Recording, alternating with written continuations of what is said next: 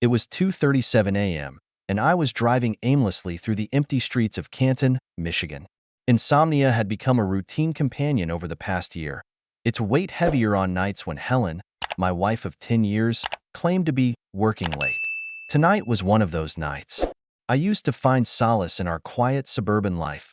The quaint house, the Friday night movies, the lazy Sunday mornings. But lately, everything had begun to feel hollow.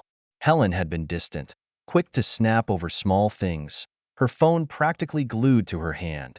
She'd become an expert at brushing off my questions with casual lies. "It's just work stress," she'd say, or "you're imagining things." I wanted to believe her. God, I wanted to believe her. The streetlights stretched their long shadows across the pavement as I drove past the downtown strip. A flicker of movement caught my eye. A woman stumbling out of Dempsey's, a dive bar Helen always insisted was beneath her. She wore a familiar green trench coat, her blonde hair illuminated in the harsh light spilling from the bar's neon sign. Helen. My chest tightened as I pulled over to watch. She wasn't alone. A man, dark-haired, broad-shouldered, laughing too loud, followed her out. He put his hand on the small of her back, guiding her toward a silver SUV parked a few feet away. She swatted playfully at him, leaning into his touch. I should have looked away, driven home, pretended I hadn't seen anything. But something inside me, call it instinct, call it rage, wouldn't let me. I turned off my headlights and followed at a safe distance as the SUV pulled out of the parking lot. They headed into the suburbs, weaving through streets I didn't recognize. My hands gripped the wheel tighter with every turn, my mind racing to make sense of what I was seeing. Was this what working late really looked like? Finally, the SUV turned into the driveway of a modest blue house tucked away at the end of a cul-de-sac. Helen stepped out first, laughing as the man opened the front door. She didn't even hesitate before stepping inside. I parked a few houses down and killed the engine, my pulse pounding in my ears. For a long time, I just sat there, staring at the house. The porch light flickered as if mocking me. It was clear I wasn't getting any sleep tonight. Inside that house, my wife was tearing apart the life we'd built together. I stayed in the car, frozen, for what felt like hours. My palms were slick against the steering wheel, my mind a carousel of doubts and denial. Maybe I had misunderstood. Maybe they were meeting to discuss work, a project, something innocent. But deep down, I knew the truth. You don't laugh like that, touch like that, with a coworker. The house sat at the end of the street, quiet and unassuming. The flicker of the porch light was the only movement, its intermittent hum blending with the distant sound of crickets. I rolled down the window for air, but it didn't help. My chest felt like it was in a vice. Every instinct screamed for me to march up to the door and demand an explanation. But another voice whispered, "Wait, you need proof. Confront her now, and she'll twist it into something you can't untangle." She was good at that, turning my suspicions back on me, making me feel like the bad guy. Instead, I pulled out my phone and snapped a photo of the house, zooming in on the number by the door, 215. A shaky plan began to form in my head. I needed to understand how deep this went. The first clue had come weeks earlier, when Helen started working late. It wasn't every night, but often enough to notice. Then came the phone password. For years, she'd been open about everything. Her texts, her emails, but one night, I caught her tucking her phone away when I walked into the room. "It's nothing," she said, laughing it off. "You're being paranoid." Paranoid. That word had become her shield, a way to dismiss my questions and make me second-guess myself. But it wasn't just the phone. It was the way she'd suddenly started taking extra care with her appearance, even on weekends, or how she seemed more annoyed by my presence than usual, like I was a roommate she barely tolerated. A few nights ago, she'd come home at midnight, reeking of alcohol. "Work drinks ran late," she slurred, heading straight to the shower. When I tried to ask who she was with, she waved me off, mumbling something about deadlines. That night, I lay awake staring at the ceiling, a knot of unease forming in my gut. Now, sitting outside this stranger's house, I realized how blind I'd been. All the signs had been there. I just didn't want to see them. The lights in the house flickered on, illuminating the living room. I craned my neck, trying to see through the curtains. Shadows moved inside. A flash of Helen's trench coat, the man's broad silhouette. I gripped my phone, debating whether to record, but what would I even do with the footage? Post it online? Send it to her family? The thought felt hollow. My stomach churned as I watched Helen lean against the wall, her face lit by the soft glow of the lamp. The man moved closer, his hand brushing her arm. My nails dug into my palms, a part of me willing her to push him away, to prove me wrong. But she didn't. Instead, she laughed, free, light, the kind of laugh I hadn't heard in months. I couldn't watch anymore. I started the car and drove off, my headlights still off to avoid drawing attention. The image of them burned into my mind. That house, 215, was the epicenter of my unraveling world. When I got home, the house was dark and still, exactly as I'd left it. I went to our bedroom and sat on the edge of the bed, staring at the neat row of Helen's shoes by the closet. A dozen little details stood out. The pillow she'd fluffed that morning, her coffee cup still sitting in the sink. How could someone live such a normal life while carrying a secret like this? I grabbed her purse, sitting innocently by the door, and dumped the contents onto the kitchen table. Lipstick, receipts, gum wrappers, and a small, unfamiliar key. My breath caught. It was too small for our house or car, its surface worn from use. I turned it over in my hand, trying to place it. A storage unit? A safe? The possibilities were endless, and each one seemed worse than the last. I put the key back where I found it, my hands shaking. This wasn't a mistake, or paranoia, or stress. This was real. Helen was living a double life, and I was about to blow it wide open. For the first time in years, I didn't feel powerless. If she wanted to play games, I'd play too. But I'd make sure I was the one who came out on top. The next day, Helen was unusually cheerful. She hummed a song while getting ready for work, her perfume strong enough to announce her presence in every room.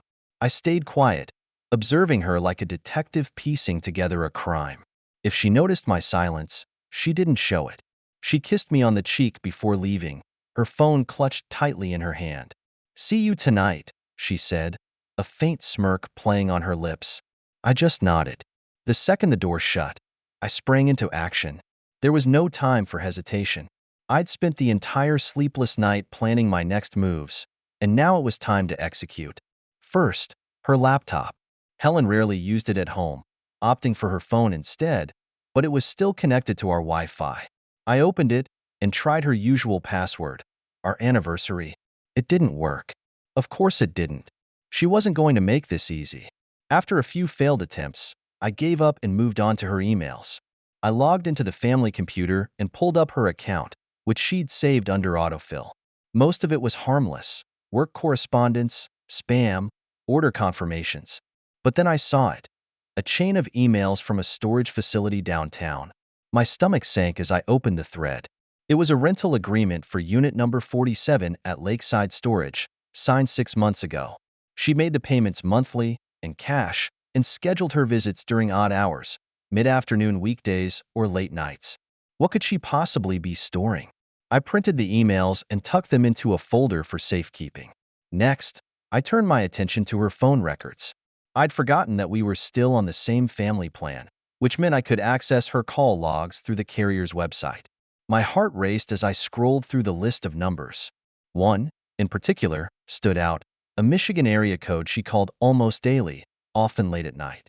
I copied the number and pasted it into a reverse phone lookup site. The name that came up stopped me cold. Thomas Griffin?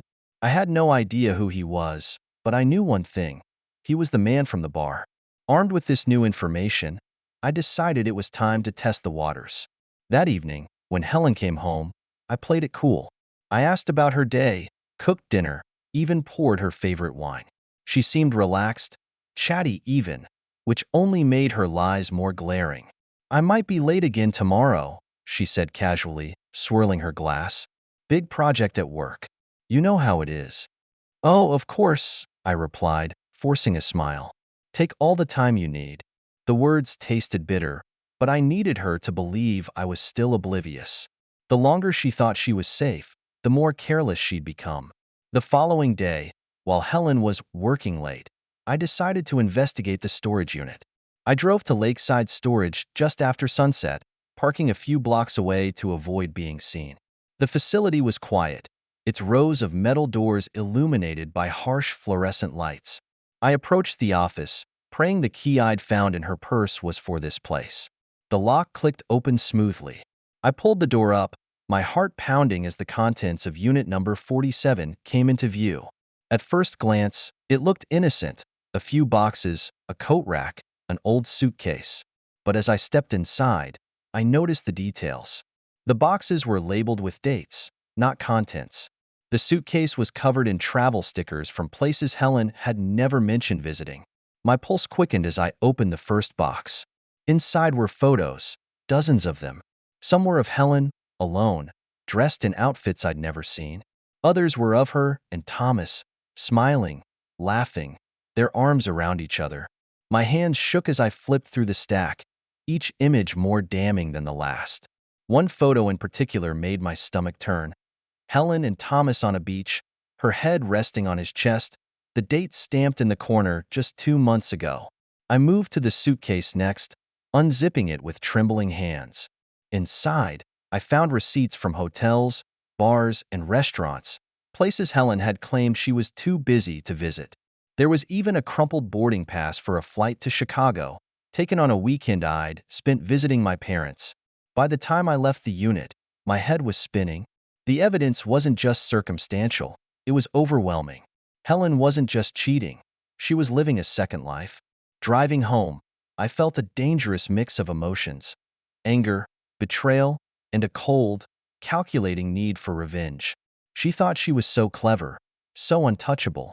But now, I had everything I needed to tear her web of lies apart. And when the time came, I wouldn't hold back.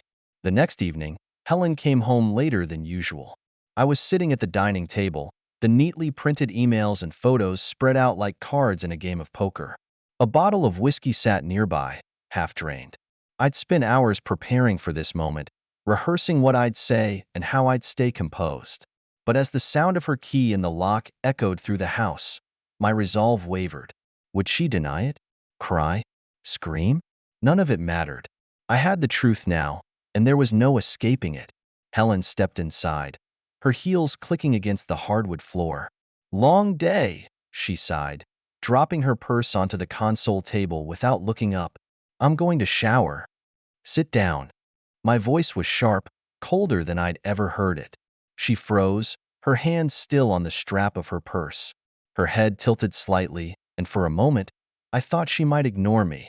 But then she turned, her smile forced, and said, "What's this about?" "Sit," I repeated, gesturing to the chair across from me. My eyes locked onto hers, and I saw something flicker there. Fear, maybe, or realization. Helen walked to the table, her movements deliberate, and slid into the chair. "Okay," she said, folding her hands in front of her. "What's going on?" I picked up one of the photos, the beach shot, with the date circled in red. I slid it across the table. "Explain this." Her brow furrowed, her lips parting slightly as she looked at the image. She stayed quiet for a beat too long before saying, "Where did you get this?" "That's your response?" I snapped, slamming my hand on the table. "You don't deny it. You don't even try to come up with an excuse. You just ask where I got it?" Helen flinched, her mask of calm cracking. "Simon, it's not what it looks like," she said quickly, her voice softening. "He's just a friend. That was a business trip." "A business trip," I echoed, leaning back in my chair. I grabbed another photo, this one of her and Thomas in a restaurant. "Were you working when you had dinner with him at Fleming's? Or when you flew to Chicago? What about the storage unit, Helen? Is that where you keep all your business secrets?" Her mouth opened and closed like a fish gasping for air. "You've been spying on me," she said finally, her tone accusatory. "Going through my things, invading my privacy. Do you hear yourself? This is insane." "Insane?" I laughed bitterly, shoving the stack of receipts toward her. "What's insane is you sneaking around behind my back for months, lying to my face every single day. You're the one who's insane, Helen, not me." Her cheeks flushed red, her hands clenching into fists. You're overreacting, she hissed. Thomas is a friend, okay? Yes, I've spent time with him, but it's not what you think. I've been stressed, Simon. I needed someone to talk to. And you haven't exactly been there for me lately. My jaw tightened. Don't you dare try to blame this on me. You're the one who lied. You're the one who made me feel like I was going crazy. You're the one who destroyed us. Helen's expression shifted, her tears coming on cue. She leaned forward, her voice trembling. Simon, I'm sorry. I didn't mean for any of this to happen. I was lost, and he was a mistake. It didn't mean anything. Please, we can fix this. We can go to counseling, start fresh. Counseling? I cut her off, my voice rising. You think counseling is going to erase months of lies? Years of trust shattered? No, Helen, we're done. The words hung in the air like a death sentence. Helen stared at me, her tears drying as her expression hardened. Fine, she spat, her tone icy now. If that's how you feel, then maybe we are done. But don't think you're walking away from this unscathed. I've given you 10 years of my life, Simon. You owe me. I leaned forward, meeting her glare with one of my own. The only thing I owe you is an eviction notice. Start packing your bags, Helen. Your little game is over. She stood abruptly, her chair scraping against the floor. You'll regret this, she said, her voice low and venomous. You'll regret throwing everything away. But as she stormed upstairs, I felt nothing but relief. For the first time in months, I wasn't the one being lied to, manipulated, or made to feel like the villain. Helen had drawn the lines in this battle, but I was going to be the one to win the war. The house felt emptier after Helen stormed upstairs, slamming the bedroom door behind her. I stayed at the table, staring at the scattered evidence. Relief had settled in my chest, but it was tangled with anger, humiliation, and the gnawing question. How deep did her betrayal go? I wasn't done yet. Confronting her was only the beginning. There were still loose ends, things she hadn't explained, lies I hadn't uncovered. Helen thought she could deflect, twist the story, make this about me. But I wasn't going to let her get away with it. The first loose end was Thomas Griffin. The next morning, Helen avoided me entirely. She left early, her usual snide remarks replaced by tense silence. Good. It gave me time to dig deeper. I called in sick to work, sat down with my laptop, and started searching. Thomas wasn't hard to find. His Facebook profile was public, a goldmine of pictures, posts, and tag locations. Most of it was generic: vacations, group outings, the occasional gym selfie. But buried between the mundane were photos of Helen. There she was, smiling in a booth at a brewery, her hand resting on his arm. Another photo showed them at a park, standing too close to be just friends. The captions were vague, but the comments weren't. A friend of Thomas's had written, "You two make a great couple," followed by a string of heart emojis. Couple. My stomach twisted as I kept scrolling. Thomas had posted a check-in at a resort 3 months ago, tagging Helen. I recognized the name instantly. It was the same resort she'd told me she was visiting for a work conference. She even brought me back a souvenir mug, for God's sake. The final straw was a post from 2 weeks ago, a blurry selfie of Thomas and Helen at a late-night diner. The caption read, "Midnight adventures with my favorite partner in crime." Partner in crime. I saved every image, screenshot every incriminating comment. The more I found, the less human Helen seemed to me. This wasn't a mistake or a moment of weakness. This was a calculated, ongoing betrayal. Still, I needed more. Something undeniable. I decided to pay Thomas a visit. The address was easy enough to find. Helen hadn't even bothered to delete the emails where he'd sent her directions to his house. As I drove there, I rehearsed what I'd say. Would I confront him? Demand answers? Maybe just observe him from a distance, see if he'd lead me to more evidence. Thomas lived in a modest 2-story house in a quiet neighborhood, the kind where people mowed their lawns every Saturday and waved to strangers.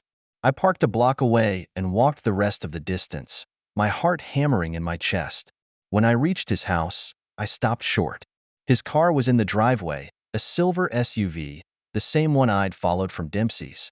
And standing on the porch, knocking on his door, was Helen. I ducked behind a parked car, my breath catching in my throat. She was wearing jeans and a fitted sweater, her hair tied back in a way she knew I liked. For a moment, I was frozen, unsure what to do. Then Thomas opened the door.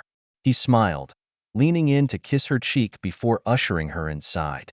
My fists clenched at my sides as I watched the door close behind them. This was no chance meeting. No business discussion. She wasn't even trying to hide it anymore. I waited 10 minutes before walking up to the house. I didn't knock. Instead, I moved to the side and peered through the window. The curtains were partially drawn, but I could see them in the living room, sitting close on the couch. Helen was laughing, her hand resting on Thomas's thigh. I pulled out my phone and started recording. Their voices were muffled, but I could catch snippets of their conversation. "He's so controlling," Helen was saying. "I can't wait to be done with him." Thomas chuckled, his hand brushing hers. "You'll be free soon enough. Once everything's finalized, we can go wherever we want." "Anywhere but here," she replied, her voice dripping with disdain. "I just want to put all of this behind me." The recording was shaky, my hands trembling with fury. But I kept going, capturing every damning moment. When I had enough, I stepped back from the window and returned to my car. That night, Helen came home like nothing had happened. She even smiled at me as she walked through the door, a smug, infuriating grin that made my blood boil. "You're still here?" she asked, her tone mocking. "I thought you'd be halfway to your mother's by now." I said nothing, just stared at her. She shrugged and walked past me, her heels clicking against the floor. As she disappeared upstairs, I clenched my jaw and pulled out my phone, watching the video I'd taken earlier. It wasn't just proof, it was ammunition. Helen thought she'd won. She thought she could lie her way out of this, manipulate me into submission. But she was wrong. Tomorrow, I would show her just how wrong she was. The hours after Helen went upstairs felt like an eternity. I sat in the living room, staring blankly at the television, the muted images of some infomercial flickering across the screen. My phone rested on the coffee table, the video of Helen and Thomas queued up like a burning reminder of everything that had unraveled in the last few days. I couldn't sleep, could barely think. The betrayal played on a loop in my head. Her lies, her laughter, her cold dismissal of me as she built a life with someone else. For 10 years, I had loved her, trusted her, fought for her happiness. And this was my reward. A husband discarded, replaced like an old pair of shoes. By 3 a.m., the house was dead silent.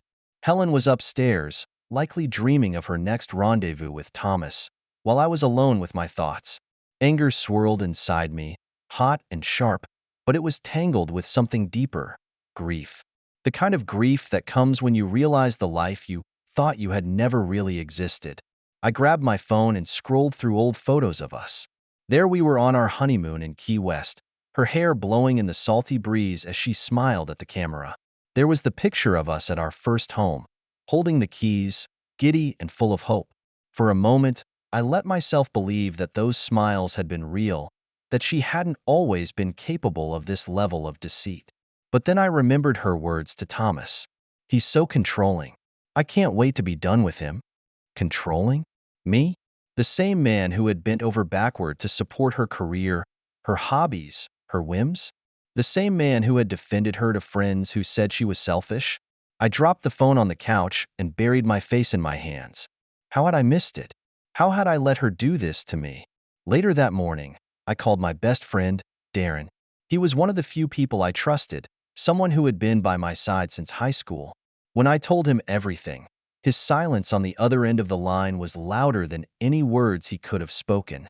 "Jesus, Simon," he finally said. "I don't even know what to say. She's a piece of work, man." "Yeah," I muttered, staring out the kitchen window. "I guess she is. What's your next move?" I paused, the weight of the question sinking in. "I don't know. Divorce, obviously. But I can't just let her walk away from this like nothing happened. She doesn't get to ruin my life and move on with hers like she's the victim." "You've got proof, right?" Darren asked. "Everything she's done?" "Plenty." "Good," he said firmly. "Use it. Make sure she feels every ounce of what she's put you through." I hung up feeling marginally better. Darren was right. I needed to stay focused. Helen didn't deserve my tears or my despair. She deserved consequences. By afternoon, Helen came downstairs, dressed for the day in a sleek, black outfit that screamed, "Trying too hard." She didn't even look at me as she grabbed her purse and keys. "I'll be out for a while," she said casually. "Don't wait up." I laughed, the sound bitter and humorless. "You're not even trying to hide it anymore, are you?" She turned, her expression a mix of annoyance and mockery. "Hide what? Your paranoid fantasies? Please." I stood, crossing the room until I was just a few feet from her. "Thomas," I said, my voice low and even. "The storage unit. The trips. The lies. It's not a fantasy, Helen. It's your reality." Her face tightened, but she recovered quickly, brushing past me. "Believe what you want," she said over her shoulder. "I don't have time for this." As the door slammed behind her, I felt the familiar sting of her dismissal.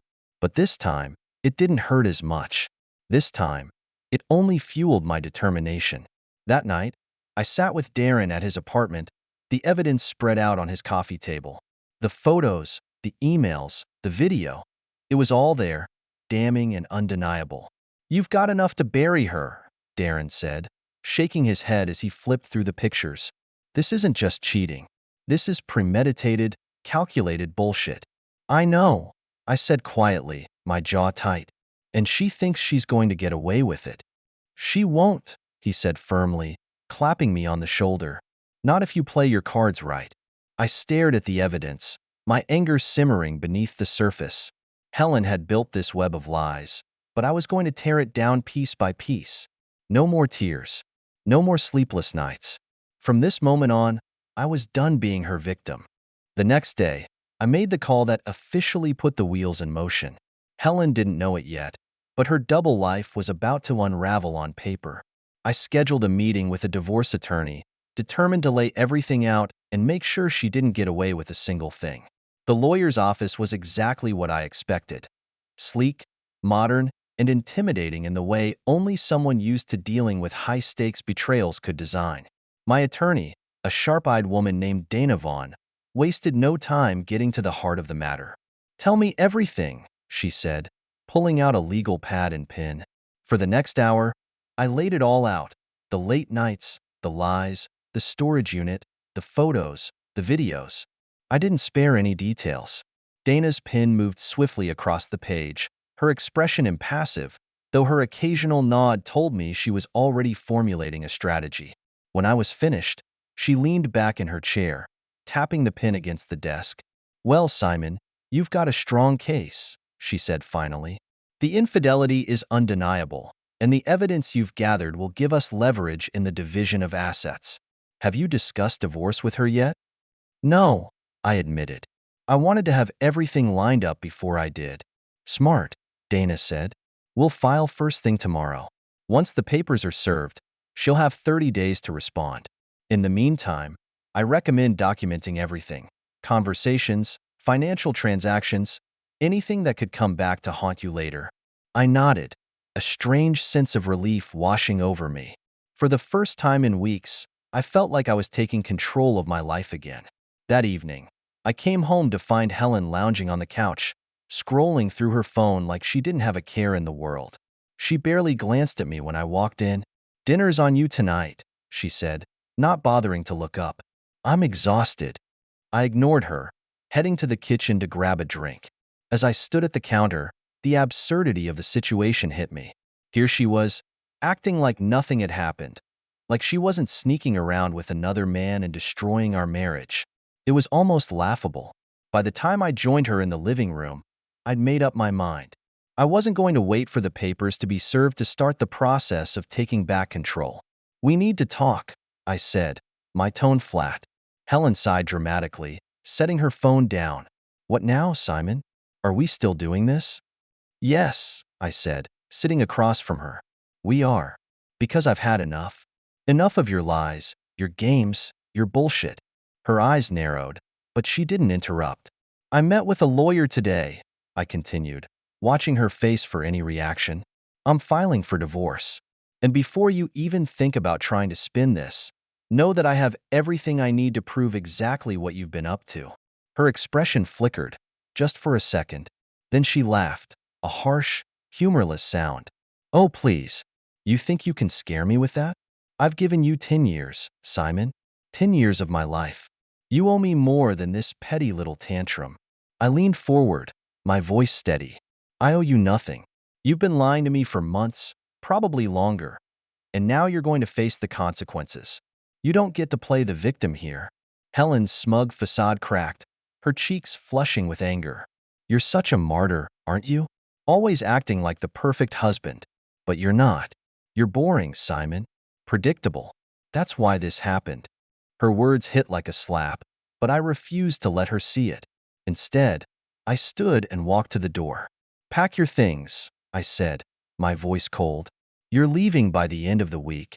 The next morning, Helen's mask of control slipped entirely when the divorce papers were served. She stormed into the house hours later, slamming the door so hard it rattled the windows. "What the hell is this?" she demanded, waving the envelope in my face. "Exactly what it looks like," I said calmly. "Your lies are documented, Helen. You don't have a leg to stand on." "You bastard," she hissed, her voice trembling. "You think you're going to walk away from this clean? You're delusional. I'll fight you for everything." I shrugged, unfazed. "Go ahead. But good luck explaining the photos, the emails, and the video in court." Her face twisted in fury, but she didn't have a comeback. Instead, she stormed upstairs, slamming the door behind her like a petulant teenager. I poured myself a drink, feeling a small, satisfying wave of vindication. For the first time since this nightmare began, the power wasn't hers. It was mine, and I wasn't going to stop until she was out of my life for good. Helen left the house 3 days after the papers were served, dragging her suitcases out to the curb with a mix of fury and false composure. I stood in the doorway, watching her struggle with the luggage she'd once packed for trips with Thomas. She didn't ask for help, and I didn't offer. As the Uber pulled up, she turned to me with one last glare. "You'll regret this, Simon," she spat, her voice dripping with venom. "You're going to die alone." "Goodbye, Helen," I said, my voice calm. "Take care." The door slammed, and just like that, she was gone. For a few days, it was eerily quiet. I didn't know where she'd gone and didn't particularly care. What mattered was that she was out of my space, her presence no longer haunting every corner of the house. But the fallout from her choices was just beginning. Word of our divorce spread quickly among our social circle. Helen had always been good at presenting a polished image to friends and family, a doting wife, a successful professional, the life of the party. But now, that image was cracking. I didn't broadcast the details, but I didn't have to. Mutual friends started reaching out, asking vague but pointed questions. "I heard about you and Helen. Is everything okay?" I kept my answers short, letting them draw their own conclusions. Eventually, Helen's infidelity became the unspoken rumor that everyone knew but no one openly addressed. The cracks widened as the whispers reached her closest friends, people who had always defended her without question. One afternoon, Olivia, a mutual friend who'd known Helen for years, called me out of the blue. "Simon," she said hesitantly, "I need to ask you something. Is it true about Helen? That she's been seeing someone else?" I hesitated, wondering how much to say. But then I remembered the smug way Helen had laughed at me, her dismissive tone when I'd confronted her. She didn't deserve my discretion. "It's true," I said simply. "She's been seeing someone for months, probably longer." There was a long pause on the other end of the line. When Olivia finally spoke, her voice was tight with anger. "I can't believe her. After everything. I mean, you two were supposed to be the perfect couple. How could she do this?" "She's good at hiding who she really is," I said. "Trust me, I didn't see it coming either." By the time we hung up, I knew the news would spread like wildfire. Olivia wasn't a gossip, but she was protective of the people she cared about, and she just learned Helen wasn't one of them anymore. The fallout hit Helen harder than I expected. Her friends, once loyal to a fault, started pulling away. She'd always been the center of attention at parties and gatherings, but now her invitations were mysteriously lost in the mail. Even her family, who'd always adored her, seemed to view her differently. I found out through the grapevine that Thomas hadn't stuck around. Whatever fantasies they'd shared about starting a new life together must have crumbled under the weight of reality. He'd moved on quickly, leaving Helen to pick up the pieces of her broken image alone. One night, I got a call from her sister, Caroline. She and I had always gotten along, though we weren't particularly close. Still, her voice was warm when she spoke. "Simon, I just wanted to check in. How are you holding up?" "I'm doing okay," I said honestly. "Better now that everything's out in the open." "I figured," she said with a sigh. "Helen's been staying with me. She hasn't told me much, but, well, it's pretty obvious she messed up." "That's an understatement," I muttered. Caroline hesitated before continuing. "Look, I'm not calling to defend her. She screwed up, big time. But I wanted you to know she's struggling. She won't admit it, of course, but she's lost a lot. Friends, respect, even her job. Her boss found out about the affair, and let's just say it didn't sit well. Hearing this should have given me some satisfaction, but it didn't. If anything, it just reinforced how much Helen had thrown away. She'd had everything: a stable marriage, a career she loved, a life we'd built together. And for what? A fling with someone who didn't even stick around? She brought it on herself," I said finally. "I'm not going to feel sorry for her."